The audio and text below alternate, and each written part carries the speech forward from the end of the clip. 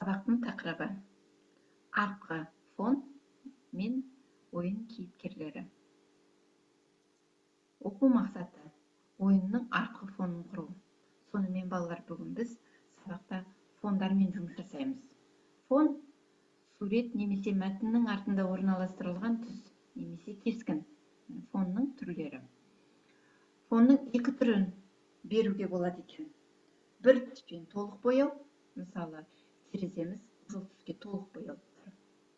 Сурет кірістіру, кез келген суретті жаңағы терезеге енгізу фон ретінде. Ол үшін біз командаларын қарастырайық. Бір түспен толық бояу, screen fill, сурет кірістіру, бұл pitch game, image load. Командаларын қызметімен танысамыз. Жалпы жазылуы осылай.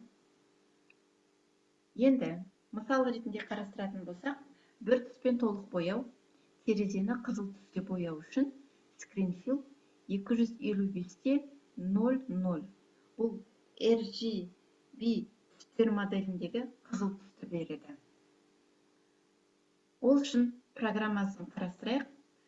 Біз өткен сабақтарда терезе құруды үйренген болатынбыз.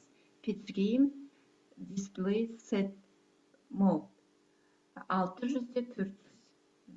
Бұл команда арқылы біз 600-400 деген терезе құрылады. Бірақ ал жаңа бір түспен бояу үшін screen fill'ді пайдаланамыз. Бүгін қызыл түске бояйды.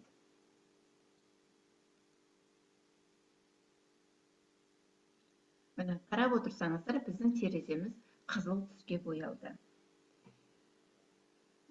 Енді сурет кірістіру үшін алдымен фонға арналған суреттік файлдар дайындаймыз.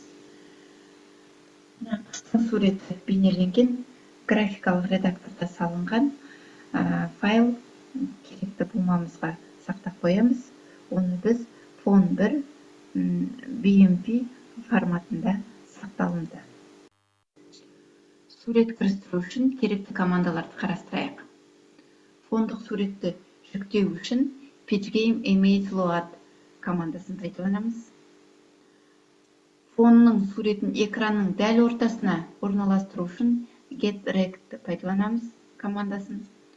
Одан кейін суретке арналған орынға фондық суретті орналастыру үшін screen blade командасын қолданамыз.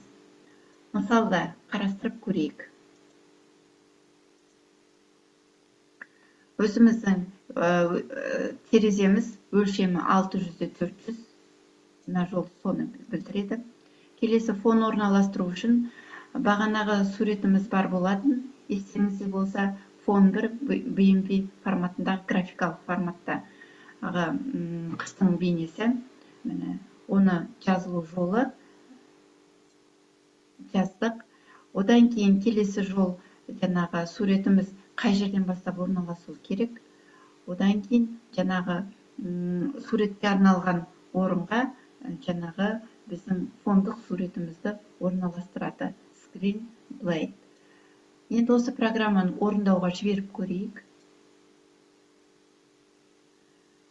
Қарап отырсаңыздар, біздің тереземіздің фоны қыстың бейнесі. Сонымен балалар, бүгінгі сабақта біз терезеге фонды кірістіруді үйрендік.